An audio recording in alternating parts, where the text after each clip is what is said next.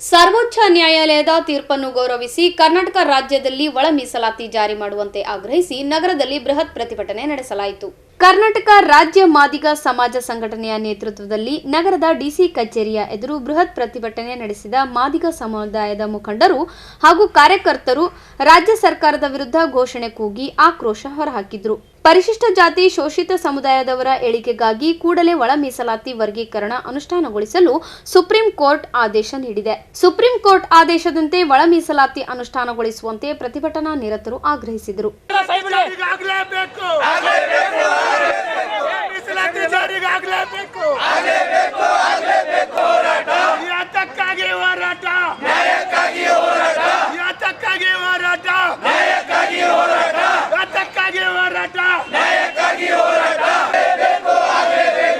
ಮೀಸಲಾತಿ ಜಾರಿಗೆ ಆಗಲೇಬೇಕು.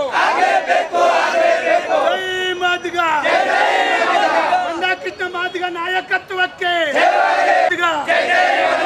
ಜೈ ಮಾದಿಗ, ಮಾದಿಗರ ಹೋರಾಟಕ್ಕೆ, ಮಾದಿಗರ ಹೋರಾಟಕ್ಕೆ, ನಾಯಕತ್ವಕ್ಕೆ, ಕೃಷ್ಣ ಮಾದಿಗರ ನಾಯಕತ್ವಕ್ಕೆ. ಇಂದು ಗುಲ್ಬರ್ಗ ಜಿಲ್ಲೆಯಲ್ಲಿ ಕರ್ನಾಟಕ ರಾಜ್ಯ ಮಾದಿಗ ಸಮಾಜ ಸಂಘಟನೆ ವತಿಯಿಂದ ಒಳ ಮೀಸಲಾತಿ ವರ್ಗೀಕರಣ ಅನುಷ್ಠಾನವನ್ನು ಶೀಘ್ರವಾಗಿ ಜಾರಿಗೆ ತರಲು ರಾಜ್ಯ ಸರ್ಕಾರಕ್ಕೆ ನಾವು ಕರ್ನಾಟಕ ರಾಜ್ಯ ಮಾದಿಗ ಸಮಾಜದ ಸಂಘಟನೆ ವತಿಯಿಂದ ಮತ್ತು ಹಿರಿಯ ಹೋರಾಟಗಾರರ ಸಂಯುಕ್ತ ಆಶ್ರಯದಲ್ಲಿ ಮಾದಿಗರ ಒಂದು ಅಜೆಂಡವೇನೆಂದರೆ ಆಗಸ್ಟ್ 1, 2024ರಂದು ಭಾರತ ದೇಶದ ಸರ್ವೋಚ್ಚ ನ್ಯಾಯಾಲಯದ 7 ನ್ಯಾಯಾಧೀಶರ ಪೀಠದ ಒಂದು ಆದೇಶವನ್ನು ಒಳ ಮೀಸಲಾತಿಯ ವರ್ಗೀಕರಣವನ್ನು ಅನುಷ್ಠಾನಗೊಳಿಸಲು ಆಯಾ ರಾಜ್ಯ ಸರ್ಕಾರಕ್ಕೆ ಐತಿಹಾಸಿಕ ತೀರ್ಪನ್ನು ನೀಡಿದೆ. ಆ ತೀರ್ಪನ್ನು ನಮ್ಮ ರಾಜ್ಯದ ಮುಖ್ಯಮಂತ್ರಿಗಳು ಇಲ್ಲಿವರೆಗೂ ಒಳ ಮೀಸಲಾತಿ ವರ್ಗೀಕರಣದ ಅನುಷ್ಠಾನದ ಬಗ್ಗೆ ಸುಪ್ರೀಂ ಕೋರ್ಟ್ ನೀಡಿದಂಥ ಒಂದು ತೀರ್ಪಿನ ಬಗ್ಗೆ ಯಾವುದೇ ಒಂದು ಚಕ್ಕರೆಯ ಎತ್ತಿರೋದಿಲ್ಲ. ಅದು ಖಂಡಿಸುತ್ತೇವೆ.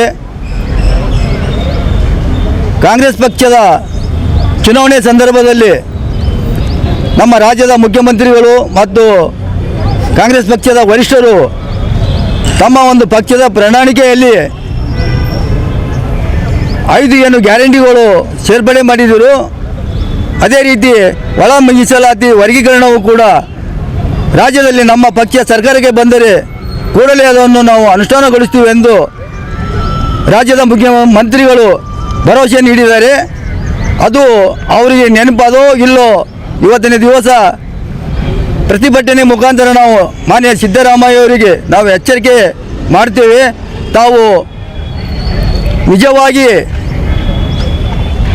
ತಮ್ಮಲ್ಲಿ ಒಂದು ಮಾದಿಗರ ಬಗ್ಗೆ ಕಳಕಳಿ ಇದ್ದರೆ ತಾವು ಕೂಡಲೇ ಒಂದು ವಿಶೇಷ ಸಚಿವ ಸಂಪುಟವನ್ನು ಸಭೆ ಕರೆದು ಮಾದಿಗರಿಗೆ ಸಾಮಾಜಿಕವಾಗಿ, ರಾಜಕೀಯವಾಗಿ, ಆರ್ಥಿಕವಾಗಿ ಏನು ಅನ್ಯಾಯ ಆಗಿ ಸುಮಾರು 40 ದಶಕದಿಂದ ನಮ್ಮ ಒಂದು ಮಾದಿಗ ಸಮುದಾಯಕ್ಕೆ ರಾಜ್ಯದಲ್ಲಿ ನಡೆಸುತ್ತಿರುವ ವಿವಿಧ ಪಕ್ಷದ ಸರ್ಕಾರ ಇಲ್ಲಿವರೆಗೂ ಯಾವುದೇ ರೀತಿ ಸ್ಪಂದಿಸಿದಿಲ್ಲ.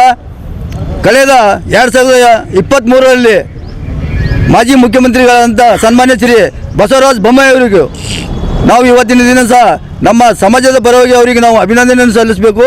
ಯಾಕಂದರೆ ಅವರು ಒಂದು ಮಾದಿಗರ ಬಗ್ಗೆ ಒಂದು ಗಂಭೀರವಾಗಿ ಒಂದು ಕಟ್ಟುನಿಟ್ಟಿನ ಕಠಿಣವಾದ ಕ್ರಮವನ್ನು ಕೈಗೊಂಡು ಕೇಂದ್ರ ಸರ್ಕಾರಕ್ಕೆ ಒಳ ಮೀಸಲಾತಿ ಶಿಫಾರಸು ಸಲ್ಲಿಂದೇನು ಪ್ರಸ್ತಾವನೆ ಸಲ್ಲಿಸಿದರು. ಆ ಒಂದು ವಿಷಯವಾಗಿ ಭಾರತ ದೇಶದ ಸರ್ವೋಚ್ಚ ನ್ಯಾಯಾಲಯವು ಮುಖ್ಯ ನ್ಯಾಯಾಧೀಶರ ಒಂದು ಪೀಠ ರಚನೆ ಮಾಡಿ ಒಳ ಮೀಸಲಾತಿ ವರ್ಗೀಕರಣ ಆಯಾ ರಾಜ್ಯಗಳಿಗೆ ಕೂಡಲೇ ಅನುಷ್ಠಾನಗೊಳಿಸಲು ನಿರ್ದೇಶನ ನೀಡಿದ್ದಾರೆ. ಮುಂದಿನ ದಿನ ಮಾನ್ಯ ಮುಖ್ಯಮಂತ್ರಿಗಳು ಮಾದಿಗರ ಒಂದು ಪ್ರತ್ಯೇಕ ಒಳ ಮೀಸಲಾತಿ ವರ್ಗೀಕರಣ ಅನುಷ್ಠಾನ ಕೂಡಲೇಗೊಳಿಸಬೇಕು.